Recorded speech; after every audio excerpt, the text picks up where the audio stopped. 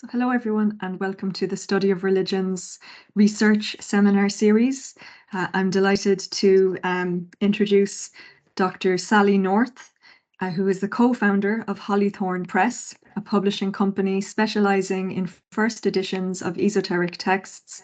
She studied Indian culture and heritage at the School of Oriental and African Studies, or SOAS, in London. Her later PhD focused on colonialism and religious heterodoxy. She is currently working on a book, A History of Irish Magic, which will be published in summer 2023. She has a particular interest in Yeats's esoteric and magical practices and philosophy. So I will pass you over now to Dr. North, who will present to us A Labyrinth of Images, W.B. Yeats and the Celtic Order. Thank you, Jenny. My talk today will be divided into three main parts. In the first, I'll be talking about the background to the development of the Celtic Order.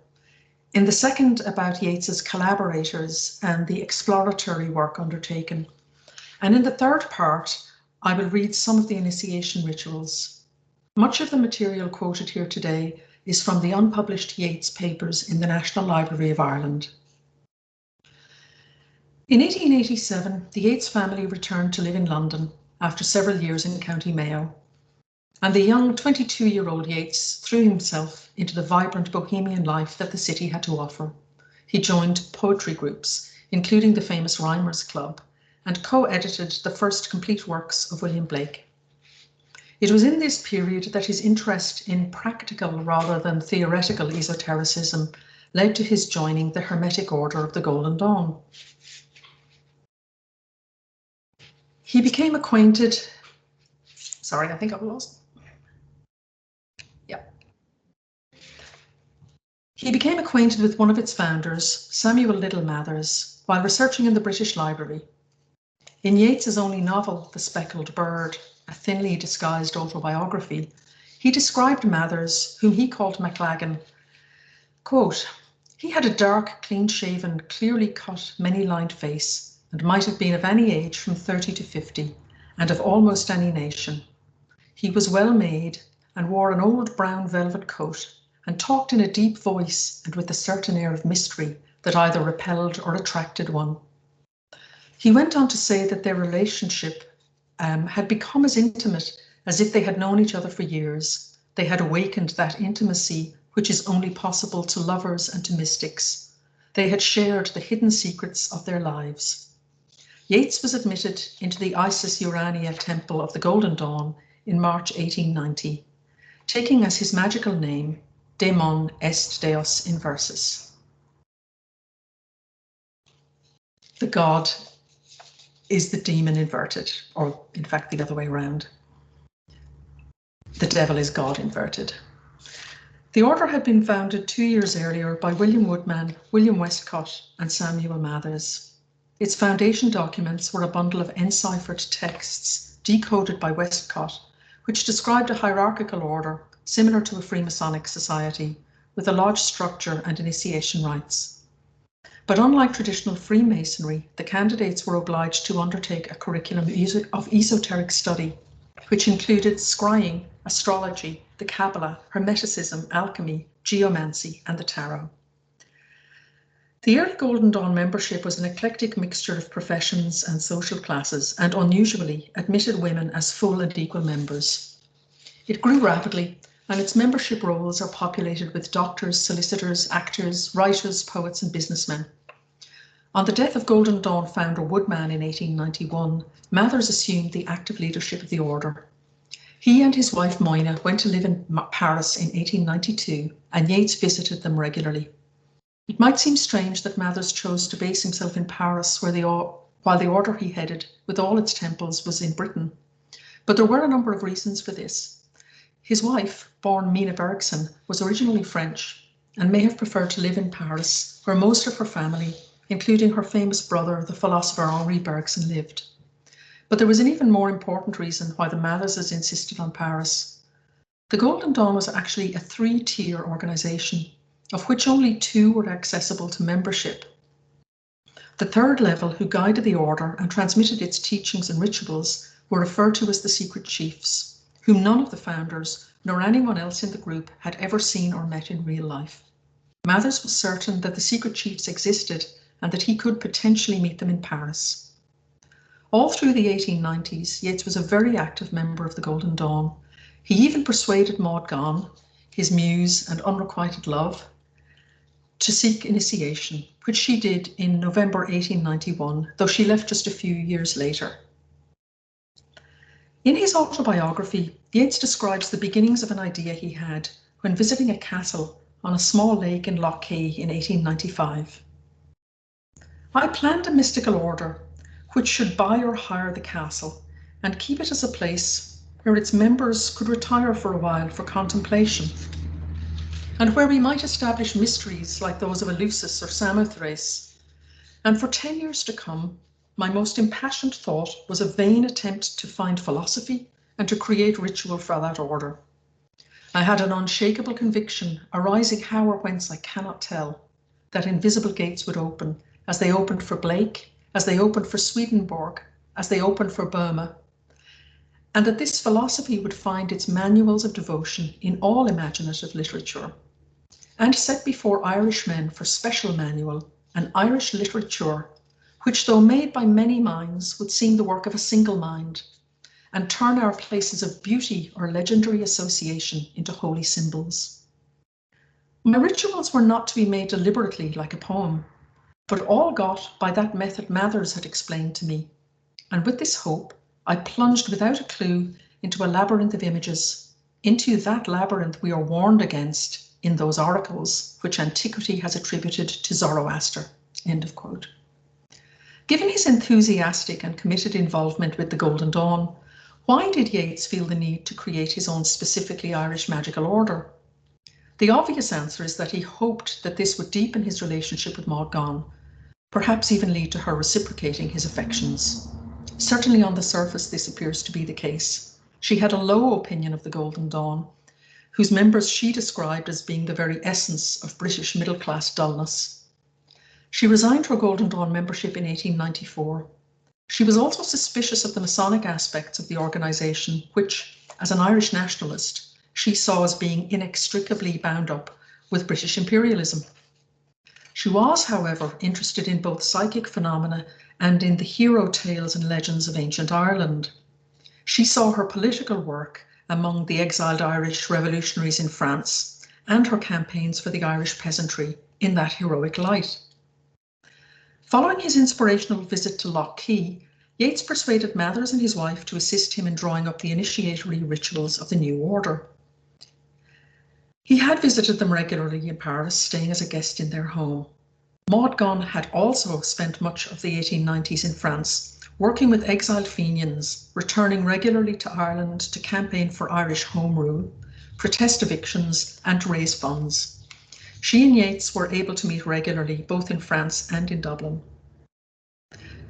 To construct a magical order like a Celtic equivalent of the Golden Dawn must have seemed rather challenging, even to an initiate like Yeats, steeped in Egyptian, Judeo-Christian, and Kabbalistic symbolism. How to do the same with the Irish materials available to him? How can one do invocations, evocations, and so on without anything concrete to focus on? The medieval texts from which all our knowledge of ancient Ireland and the Irish is derived are very descriptive of things like landscape, battles, and so on. But like much early literature, they are concerned with events and not appearances. How then does a magician contact beings whose forms are unknown? For an initiate of the Golden Dawn, much stress is laid on the importance of visual forms or talismanic images. For example, in the neophyte initiation, candidates are told that, quote, "by names and images are all powers awakened and reawakened," unquote. Following on from this, attempting to contact the old gods of Ireland would by necessity require quite exact images, which would serve as a focus to awaken and reawaken the powers of the ancient ones. In other words, to contact the Irish gods, you have to know who they are and what they look like. I couldn't resist putting John Duncan's wonderful painting in here. The Book of Invasions, or the Leabhar Gabhála na hÉireann, is the most likely starting point in constructing an Irish pantheon. With the powerfully magical Tuatha de Danaan being considered roughly equivalent to the Greek Olympians. According to legend, they came from a land to the north of Ireland in dark clouds and were descended from a being called Nemed, himself leader of an earlier invasion of Ireland. They came from 4 cities, each associated with a magical item. By the time of their taking up residence in Ireland, the de Danaans were headed by the Dagda, the good god, whose cauldron never ran dry. His children included Angus, Breed, Bovderg, Kermit, A, and Mir. Other Tuatha included Nua, Lu, Dian Kect, Ogama, and Lir. It was from the Book of Invasions and similar works that Yeats and many others garnered their information on prehistoric Ireland. The works of Standish O'Grady, whose Irish hero stories were very influential on Yeats, and who later described O'Grady as the father of us all. For Yeats, the obvious way to begin was with the available sources of Irish myth and use some of the techniques he had learned in the Golden Dawn to contact the beings described in the stories. The next step was to involve his closest friends and his colleagues in the Golden Dawn.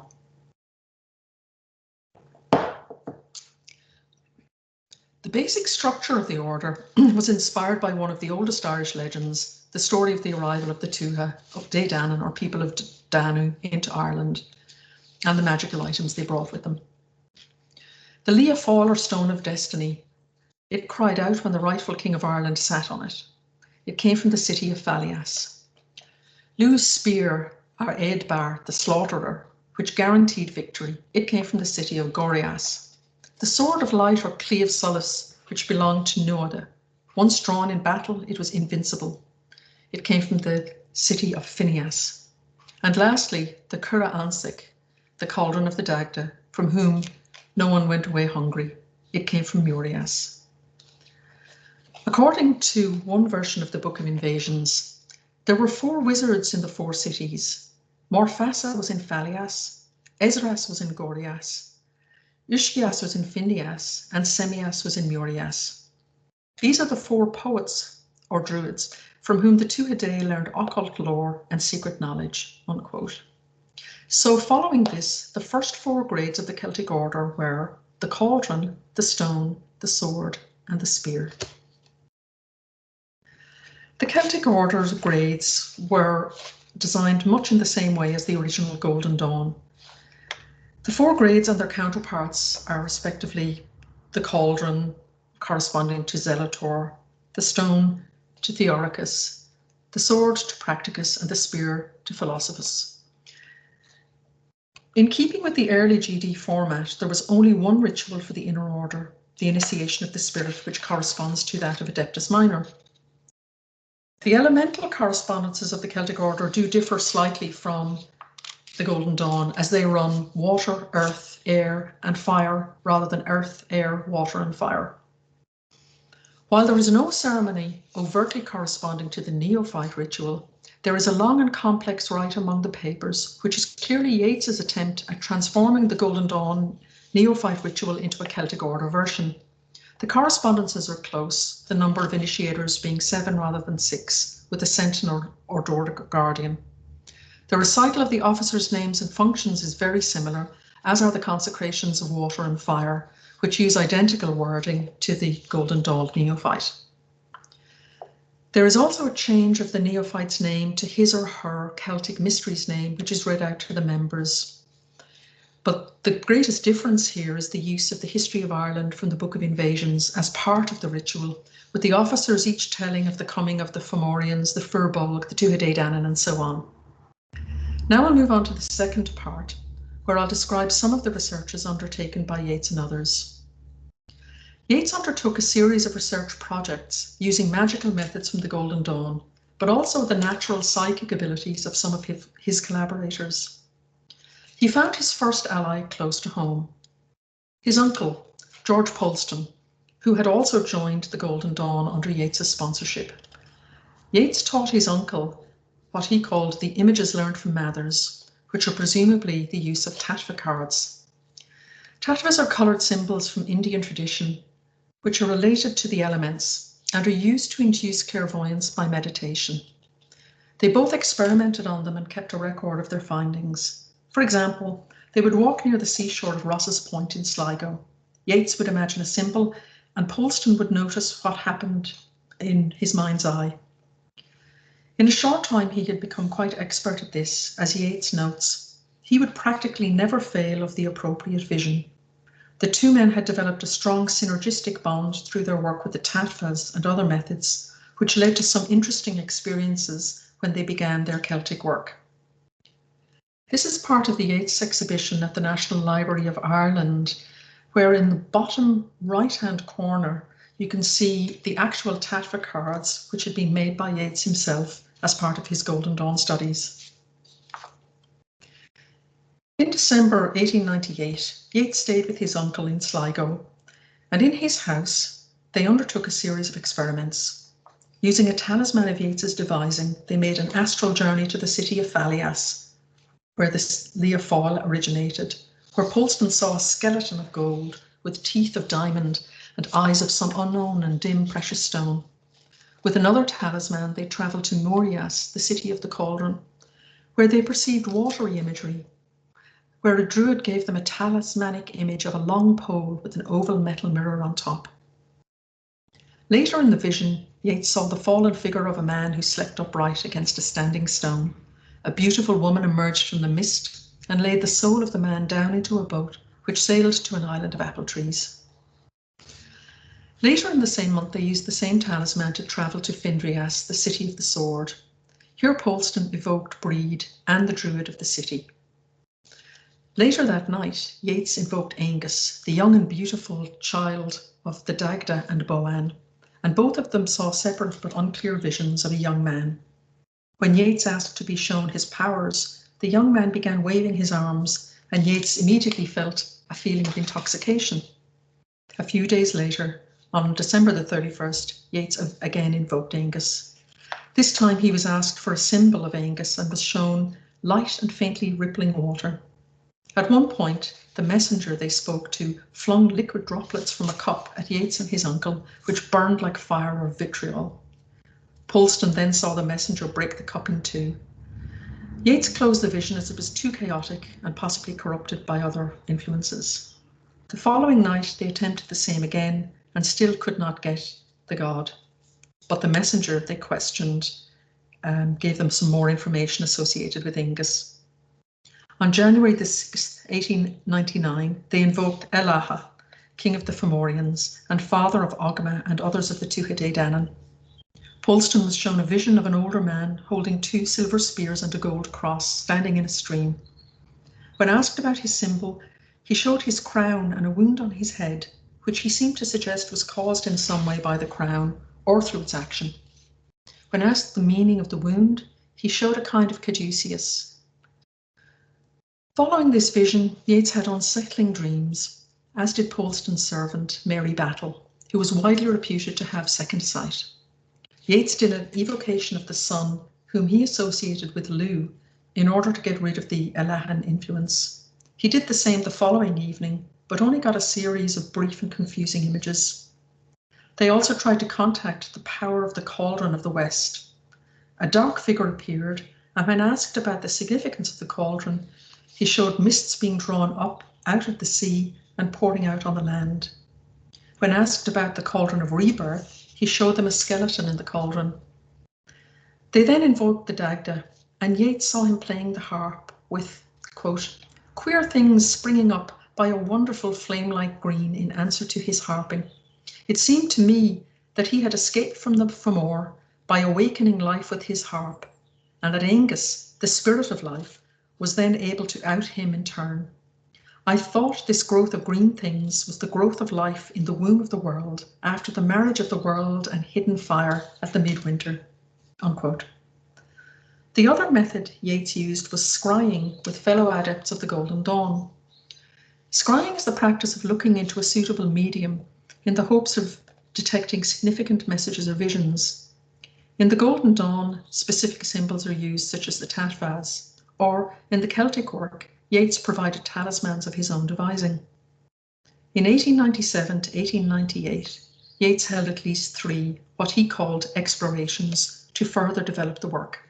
The sessions were undertaken starting with a ceremony of Celtic invocation and a kind of guided pathworking to gain access to the other worlds. The format of the sessions was that the group collectively scried, with one person acting as the scribe and Yeats as the group leader. The overall group comprised Edward Hunter, W.F. Kirby, Ada Waters, Dorothea Hunter, Mary Briggs and Florence Farr. The first session began with Yeats performing what he describes as a Celtic ceremony of invocation. The participants were then transported to a mountainous region where they found themselves before an ancient well with a mountain ash tree growing over it. There was a figure of an old man next to the well whom Yeats addressed as Conla. After some conversation, a female figure appeared who became huge with fiery robes and was described as being full of tremendous life-giving force. After a change of scene, they dived into the well and emerged in a submarine cave or palace. The roof was supported by rough pillars, which gradually formed into giant figures supporting globes. There was a broad staircase leading upwards with more of the Atlas-type figures. The giant female form, whom they discovered was called Cusha, led the group up the staircase into a garden with a fountain in the middle. Cusha stopped to gather golden apples from a tree against the wall. There was a serpent twined around the tree. They then passed up another flight of steps bordered by figures with golden harps. At the top of the stairs was a dais on which 3 figures were seated. Only one of them could be clearly seen, a male being with flowing robes and beard. They addressed him as Maranon. He gave Yeats an unusual wand to be used in all ceremonies and invocations of this kind, and was the key by which we might pass him and enter into the region beyond. Using the wand, the group found themselves in a forest. Choosing a path, they encountered a being of intense brilliance, whose details they found hard to discern. Yeats asked the being its name, but was unable to make out the answer as it came so rapidly. They retraced their steps, now using the new wand for banishing. When they returned to the well, they noticed that the rowan tree was now in bud. The second exploration took place on the 1st of January 1898. After the invocation, the group found themselves back at the well and went through the same landscape. Using the wand, they found themselves again in the forest with the shining being. Again they asked its name, but were told it was the guardian of the wood. They thought that the being might be Phelim of the 9 forms, a prophetess and a great beauty. She led them through the thick part of the forest to a clearing full of bright flowers. A procession of maidens approached, bearing apple blossoms, making music and singing accompanied by birds. They were directed by a woman who stood in their midst. There was a throne on steps at one end of the glade, on which was seated the brilliant figure of a god, and to his right a female figure with dark hair. According to Yeats's notes, the god held in his hand a shining globe, which opened as we gazed, and from it poured gems and riches and priceless treasures, and we learnt that these were the prizes and rewards which in this land of the heroes were bestowed upon the heroes by the god, who was the centre and sun of their system. On his head was a curious conical headdress analogous to a mitre, and on his breast there appeared to be a silver moon, and in one hand he held a sunflower. We desired that the heroes might come before us, and a motley procession approached, of which the band of maidens formed a part. Yeats, holding the rowan wand, called out the name Emer, but instead of the expected woman, a youth appeared. He then called out for Cathbar the druid, and a being appeared who at first appeared old, but gradually became younger. He had a red beard and an orange tunic. Yeats then called Deirdre. Amid a great stir in the procession, a cloud of doves flew up, and a beautiful black-haired woman appeared who danced and sang. They identified her as Deirdre. After her came Cuchulainn in a chariot, dressed in Grecian armour. After him, the gruesome form of Conall Carnac, holding a bloody spear and carrying the head of his enemy. Then Yeats called Conor MacNassa, and then called Fergus. He appeared wrapped in a black cloak, a huge figure with a long beard. Yeats then called Phelim of the 9 forms, who appeared as a lunar figure in white. She had 2 silver sickles, which she tossed up into the air and caught over and over. The group then turned their attention to the throned being, trying to discover his identity. At this point, he held a scroll with the names of the heroes written on it. He gave the group to understand that he first had to put a mark on one of them. Yeats and Dorothy, a hunter, stepped forward, and the being placed a drop of blood on their foreheads. Hunter thought that the being said his name was Angus McCure. The group said his name, and the being became brighter. They then also realised that the Rowan wand they had been given previously wasn't complete without a red ball in the centre. They were also given a physical sign to use in order to revisit the world of the heroes. After some realisations concerning the nature of the place they had visited, the group returned to the wood, meeting the Guardian and noticing that they had become much brighter and luminous, and the Guardian less so, as they had absorbed light from the throne of Angus. The third and final exploration took place in January 1898. Only Yeats and Mary Briggs were present. This time, without any invocation, they found themselves by the well of Conla, who appeared playing a harp, along with a huge figure identified as Aveen. They asked Conla to show them a figure who might take us to the airy path of the water part of the world of waters. There then appeared a maiden with a crescent on her brow, who led them through the water of the well to the seashore. They ran over the waves, following their guide, riding the waves as if they were white horses. They came eventually to a shore with a few hazel trees growing on rocky ground. There was the figure of a man, large and loosely built, pale-faced and fair-complexioned, with yellow hair hanging to his shoulders and greenish blue eyes. He was wearing a mantle of skins caught up on his shoulder with a round brooch, which was decorated with a symbol of water. Yeats learned that there was fishing and hunting of beasts in the sea, and that as the ship sailed away with the wind, here were launched all thoughts and conceptions that should afterwards become deeds in the world of men. This is the plane of coming and of going, of flux and reflux, and of the ebbing and flowing of the tides. Here are the beginnings of imagination, where in the lower there is but a wayward fancy.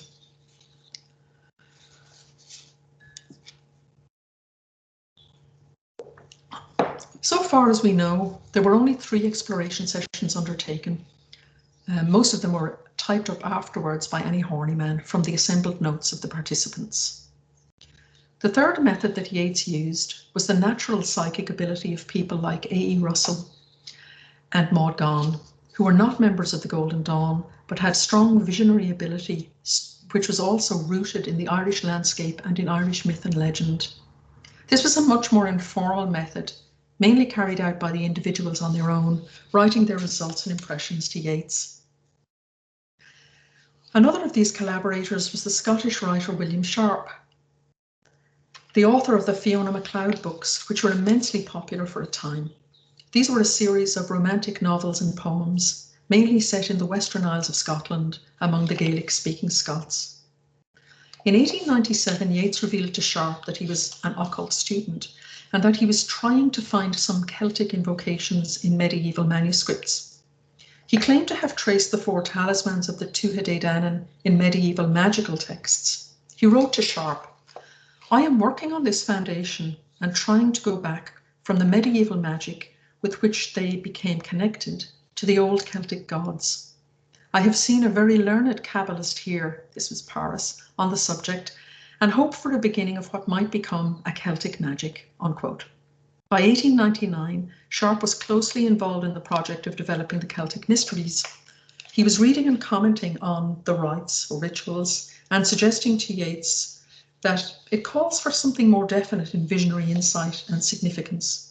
It was probably due to Sharp's rather lukewarm responses that the Initiation of the Cauldron was rewritten several times. George William Russell was one of Yeats's main collaborators.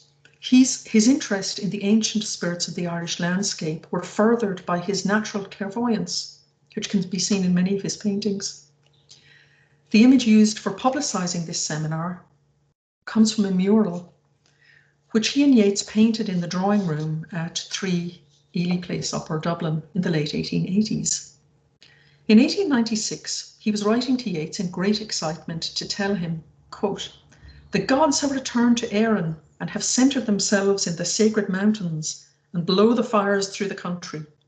Furthermore, we were told that though we are few, we would soon be many, and that a branch of the school for the revival of the ancient mysteries to teach real things would be formed here soon. Out of Ireland will arise a light to transform many ages and peoples, unquote.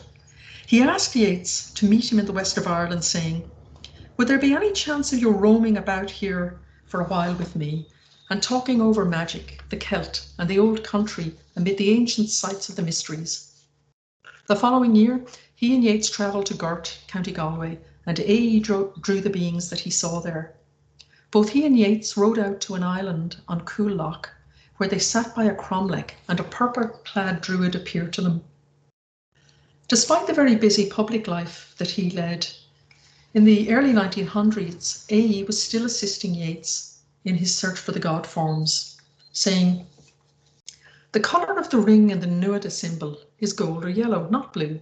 I have tried it with the gold circle and the true figure was seen. The other symbol, Maca, only requires a very slight modification. I had it at home here, and in looking at it when I came back, I saw there was some little difference which I will correct when you are in Dublin. They cannot matter much, as you seem to get it all right.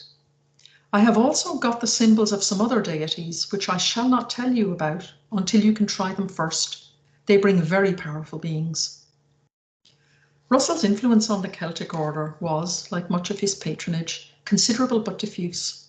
His clairvoyance, intimately linked with landscape and genius loci, suggests much more of the druid and mystic than the ritual magician in his nature. He and Yeats shared a strong bond in the desire to contact and revive the forgotten gods, guardians and heroes of ancient Ireland. But A.E.'s interests were not in nationalistic ceremonial magic, but in a kind of mystical universalism, which in his age he thought that Ireland had a particular destiny. But the central figure in Yeats's plan for the Celtic order was naturally Maud Gonne. Who, despite her disdain for the Golden Dawn, was not opposed to magical and mystical work when it came to the service of her nationalist ideals. She wrote to Yeats in 1897, "Your visions are very interesting. I don't know if the initiation you spoke of refers to me or not. Possibly it does, though I am not conscious of any actual ceremony such as you describe. But lately seem to have made a step in advance on the spiritual plane. I seem now to be able to put my soul in communication with the souls of those great and strong heroes who lived only for their ideal and to whom the material things of life count for naught." In late June 1898, Maud Gonne, on a boat journey to Ireland, had a half-waking vision in which she was ordered to go to Newgrange and take earth from the house of the Dagda, that is, from the monument itself, and water from the River Boyne, and give some to Yeats and keep the rest for herself. She told him, quote, "to look on this earth and water as something infinitely sacred, to carry them with us whenever we left Ireland, and they would become to us most powerful talismans for the invoking of our gods," unquote. In September 1898, she sent Yeats a parcel containing a box of earth and a vial of water from Newgrange, along with another vial of water from a holy well in Ballina, associated with the 5th century King Dahi. She advised Yeats to try some magical experiments with the items. They also experimented together using a symbol or talisman made by Yeats, and also using the same talisman which Yeats had used with Poleston. She saw a vision of 4 druids and was told by them that Yeats had, quote, "received the initiation of the cauldron," unquote. This had occurred 2 years earlier when they had seen a vision of a druid together, whom she now saw was the druid of Murias on the mountain, and was told to bathe in the green fire, and that she had received, and I, meaning Yeats, had partly received the initiation of the stone. The powers of the wand were hovering about me because of my work. The initiation of the cauldron of the cup is purification, that of the stone power, that of the sword knowledge and subtlety, and that of the wands a supernatural inspiration. Beyond these was the initiation of a power symbolized by a white globe. In 1898, she had worked with the cauldron and the stone and had begun the spear. Her experience in the spear was extremely vivid, and she described her encounter with the Celtic god Lu, who initiated her into the mysteries and gave her a spear and shield. The spear to fight the forces of darkness and the enemies of Era, and the shield to protect from the attack of adversaries. It is clear from Maud's letters to Yeats that her participation in the Celtic mysteries was one of a spiritual warrior, mirroring her political campaigning on the material planes. So far, I've been describing the process around the construction of the Celtic order, the core of which was the series of initiations. And poignantly, the only person to have been initiated in the first 4 rituals was Maud Gonne, and to some extent, according to the Druid seen in her visions, Yeats himself. I'm going to describe and read from some of the initiations to give an idea of what the experience would have been like if the order had been constituted. The first initiation is the cauldron rite. There are 2 presiding officers, the guide and the teacher, and the candidate who is called the pupil. He is blindfolded and given a rough staff to lean on. She or he is brought into a room where a fire or brazier is burning, and the following dialogue commences. Guide. Here is one who is blindfolded. He has sat so long amid the hum of the spinners. He has walked so long in crowded places. His ears have been so filled with idle talk that the fire went out of his heart, and at last it has gone out of his eyes. Teacher. Why does he think he can find the sight of his eyes among us? Guide. Because those who are much in battles and much upon the hills hunting have keen eyes. Teacher. How has he gone so long in safety without the sight of his eyes? Because the staff that had been given to him, he tries everything timidly with his staff, tapping a little to right, a little to left, and a little in front of him, and going timidly 1 step at a time. The teacher. Take the staff from him, for he who would bring back the flame into his eyes must not be afraid to walk blindly, and to love the unknown things as a man loves the house of the woman he loves. The guide then takes the staff from the pupil and hands it to the teacher. The teacher breaks the staff and says, I break this staff. I burn it on the fire. For the little safe rules, the little comfortable orders that quieted the daring of the mind, the fear that kept the feet from rough places are being put away forever. I have given this staff to the fire, that it may begin the work of burning the heavens and the earth, that there may be nothing but the soul of man. They then uncover the candidate's eyes, and she or he makes a promise to the others before being led from the room. That concludes the first part of the cauldron. The second part of the initiation is a guided visualization or a journey to something called the dragon's eye, which I won't read out entirely. In this, the candidate is covered with a cloak, and the guide and teacher take him out on the waters in a boat made of dragon's bones. At the end of the journey, they hand him an image of a dragon's eye to contemplate while they say the following. Guide. Take from him the cloak of sleep and put into his hand the image of the eye. Teacher. If he has seen the eye itself, he has gone beyond images. Yet put into his hand the image, that he may remember the eye, that he may always remember the truth, the beauty that is his and not another's. Take him with you now, that we may make ready the house of the bow. The candidate is led out. The third part of the ritual is called the house of the bow. The candidate is brought into the room where a table has been set up with a bowl of water, a cloth and 2 lamps. The teacher says, put your hands into the bowl, dip them in the water that springs up from under the roots of the green tree. Hide them in its life, for he who lingers too long in that lonely place, looking on that bright, quiet eye, becomes a part of the dry tree. The pupil dips his hands in the bowl. The teacher says, take them out now, wipe them on this cloth, lest the abundance of life cling to you, and the changeableness of life change you until you forget that bright, quiet eye. When the candidate has removed their hands and dried them, the teacher and guide each hold up a lamp. The teacher says, I hold up before you the lamp of the moon, the unwearying maker of images, the passionless giver, that you may come often to the rich, quiet waters and be filled with their peace. Guide, I lift up before you the lamp of the morning and evening star, the maker of all desire, the ever faltering flying one, that you may climb to the high springs of the hurrying rivers and be filled with their joy. Teacher, you are now one of those who walk in the strength of their own soul, and by the light of the moon and of the morning and evening star. That concludes the first ritual of the cauldron. The House of the Bowl is actually a kind of test, where the movements and attitude of the candidate are noted by the initiators. The purpose of this becomes clear later. There are two variants of this ritual, one which has 3 initiators and 4 swans who are the children of Lir. The lamp bearers are Breed and Danu. The sea voyage is longer and is voiced by the 4 swan children. Yet another variation has 3 officers called the neatherd, the shepherd and the swineherd. The room is set up with a large wooden bowl and 2 iron incense burners. Each of the officers is indicated to make a short speech over the water, but this was never recorded or finished. The candidate is brought in and given a lighted taper with which they light the incense on the right.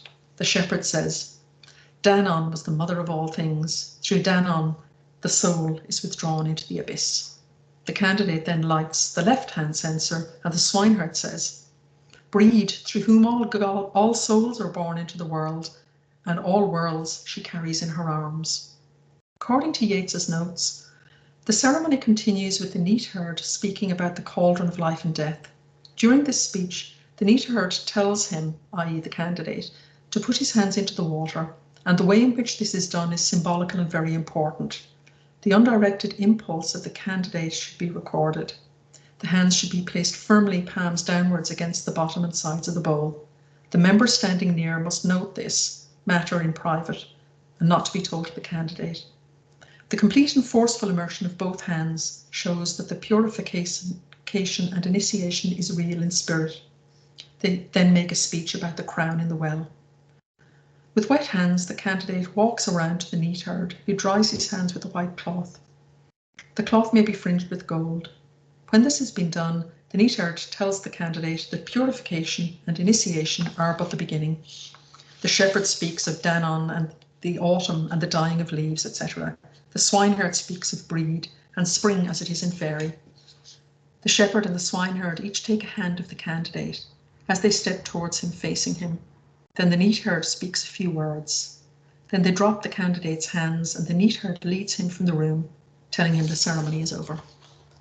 The influence of William Sharp can be discerned in this last variant, even to the extent of using characters from his Fiona MacLeod books, The Shepherd and the Neatherd, presumably at his own suggestion. The 3 other initiations progress the candidate through the stone, the sword, and the spear, respectively. In each there are tests, similar to the House of the Bowl, which are carefully recorded. The last of these, the spear, draws together the previous initiations. The final words of the ceremony being said by the 3rd initiator. He has passed the 4 mysteries of the elements. Henceforth he shall go deeper than the fish goes, and into a darker wood than the stag looks for when the hunters are behind him, and shall fly above the eagles, and the fire shall be under his feet. After those initiations, there only remains the initiation of the spirit, which corresponds to the grade of Adeptus Minor in the Golden Dawn, and is the first and only grade of the inner order of the Celtic mysteries. The ceremony begins with 3 initiators seated on a dais, and the candidate, who is here called a wayfarer, sits facing them, with the membership sitting behind him. The 3 speak to the candidate, explaining the meaning of the previous initiation and the outcome of the various tests. For example, the position of the hands in the cauldron rite. They then form a circle with their staffs, and the first initiator speaks of the circular unity as being symbolical of unity, and the divergence of patterns in the staffs as showing the variety. All unite, yet each remains individual. Then the members hold their staffs upright again, and still in a circle, pass round the candidates and return to their places. The next part is called the Mountain of God. The 3 initiators sit in a semicircle. There is a table with, there's a table with 7 lamps and 4 symbols of the Celtic elements, the cauldron, the spear, the stone, and the sword. The first initiator says, Bring in the wayfarer, now he may rest after his wanderings. The wayfarer is led in by the third initiator, wearing a white robe and carrying a plain rough staff in his hand. He is led to the feet of the first initiator, who places his hands on his head and says, "May you be strengthened to bear the weight of the burden of light." The second initiator says, "May you receive that light of the Spirit in abundance." The first initiator says, "May that light raise you into itself." He then removes his hands from the wayfarer's head and tells him to walk alone around the room and to lie down on the bench or settle in the center of the room to rest after his weary journey of life in the material world. He does this and remains still. The third initiator speaks darkly of the wanderings of the soul and its weariness. The notes also call for some Christian symbolism here. The second initiator speaks of mystical death and rest. The first initiator invokes the genius of the wayfarer to sustain him. I'll read from Yeats's notes. The first initiator rises and lights the 7 lamps and calls the wayfarer to rise and come to these lights. And he tells them that they are the coming, development, and passing of the day, the 7 stages of descent from the absolute, the symbolical 7 stars of the Great Bear. He tells him how he must endure suffering and weariness, his struggles towards the light being aided by these lesser lights, for they are reflections of the absolute light. The wayfarer now sits down amongst the members. The third initiator tells him that his rough staff must be replaced by the staff of the adept.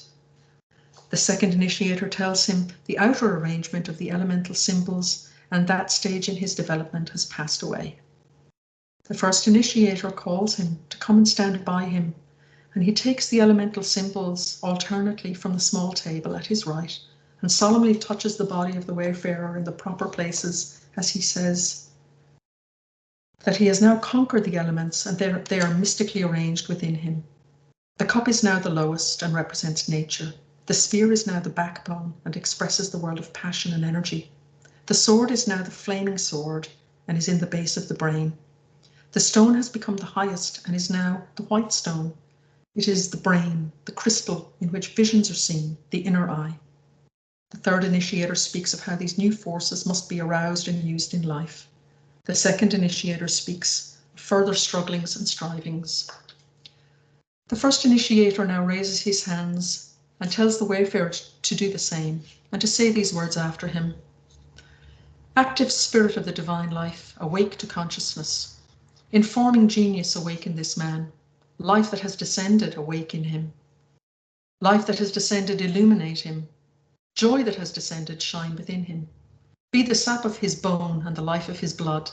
Rejoice, rejoice. A new staff is in the hands eternal. A new sword is in the hands of the eternal. They both sink their hands and the wayfarer returns to his seat. The first initiator now welcomes him in the names of the elements, the trees, the signs, and so on, and tells him that he is now completely one of the circle represented in the staves. Then the first initiator dismisses the members. There is so much more I would like to have said about the Celtic order if time permitted. Things that I couldn't cover today are the texts which Yeats recommended to be read out in the initiations of the stone, sword, and spear. Another noteworthy feature is the increasing use of Celtic imagery as the rituals progressed. The variations themselves are fascinating. It's obvious that Yeats was working and reworking the scripts in response to the inputs of his colleagues over a period of at least 10 years.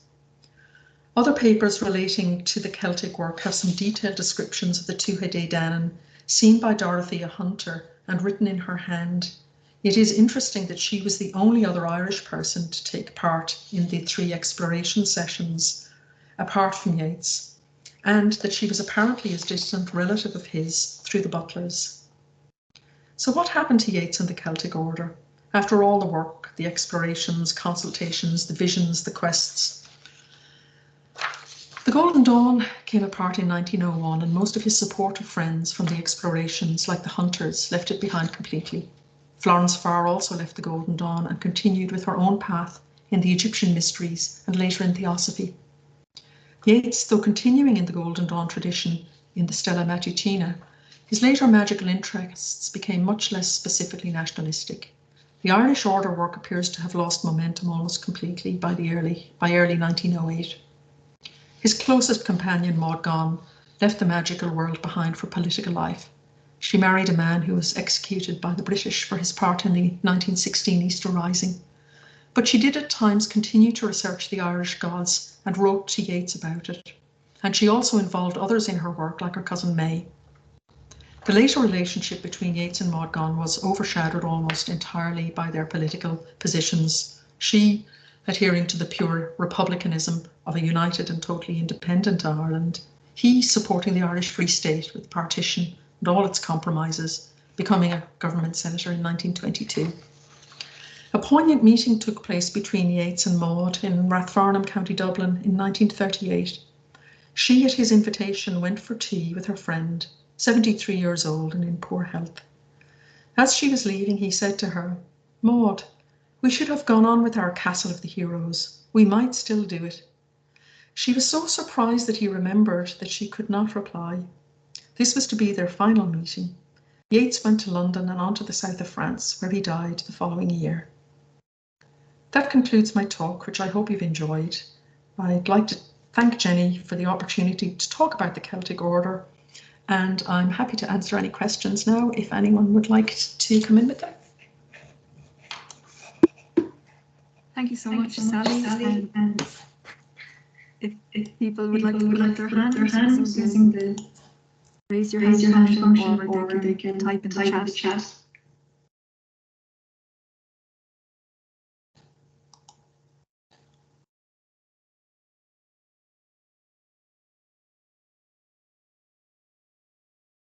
So Darcy is first. Sally, I was wondering, was there any that was created for the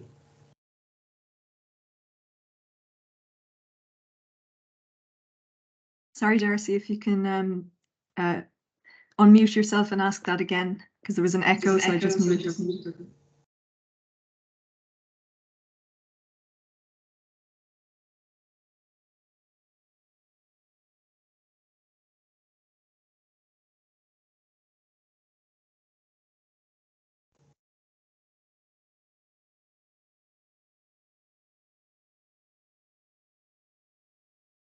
So I don't know, Darcy, if you're able to unmute your microphone. Yes. Was there any curriculum created for the various grades of the Celtic order? Not a specific curriculum as such, but there were recommendations about readings. Most of them related, they were Irish legends, myths and legends. Yeats was very fond, I think, of the work of Standish O'Grady, but also of Rolleston, whose Irish stories were published, I think, in the very early 1900s. And he also gave some instructions for with each of the grades, as in the Golden Dawn, the candidates were expected to have done things like a horoscope and some other things like that. I don't actually have the notes to hand, I'm afraid, but yes, there was a casual kind of curriculum.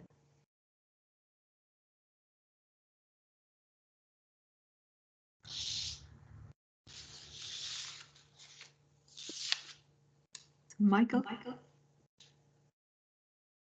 Thank you very much, Dr. North. That was really terrific talk. Could I just ask you? There's a lot of references by Yeats to the use of talisman. Did you come across at all in your research anything relating to the actual content of the talisman? Thank you.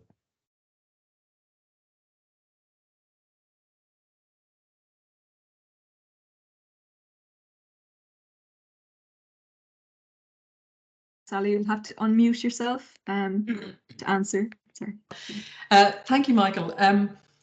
Yeats used two talismans, which he referred to as talismans A and B in his records. I have identified talisman B, but I'm going to keep it under my hat for the moment.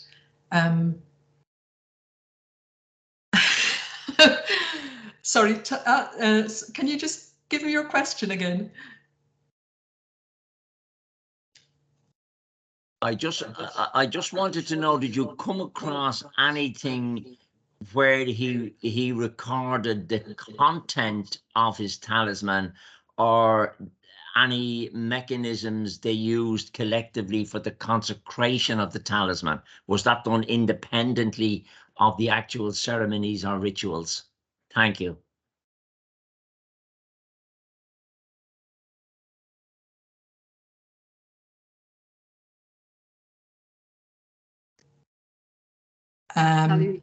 Yeah, he made the talismans himself, but as far as I can't say for sure whether there was any ceremony of consecration for them. They may simply have made them and used them.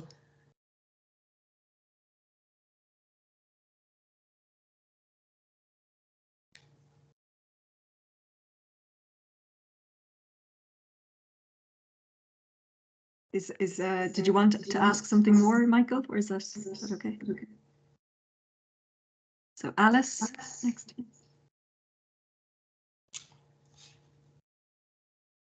Hi. That was a brilliant paper, and it was really interesting. And I found it interesting. You were saying Russell believed in a mystical universalism, that he believed Ireland had a destiny in. So I'm just wondering, could you just expand a bit, maybe, or what was his definition of that, or how did he define that?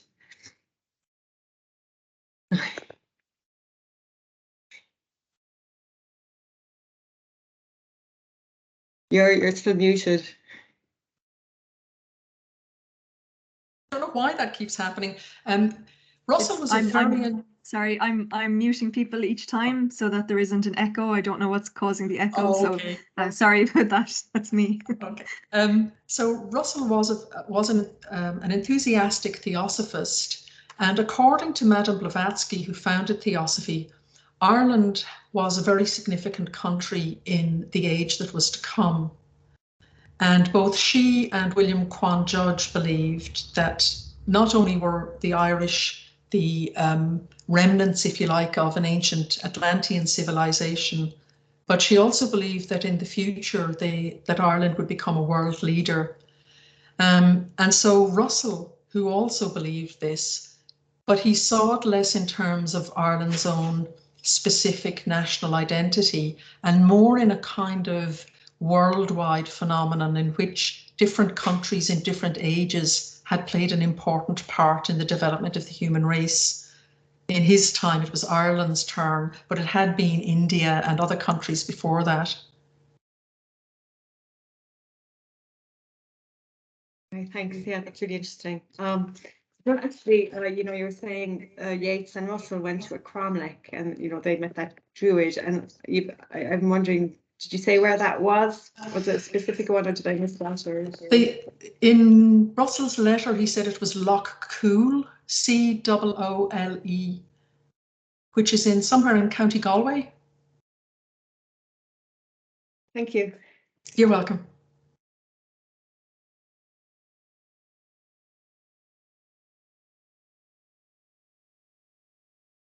Any other questions or comments?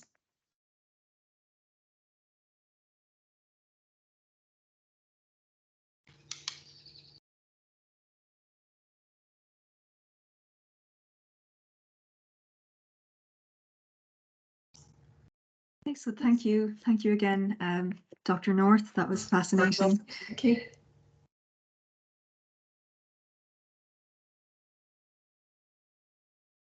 Thank you very much, Jen.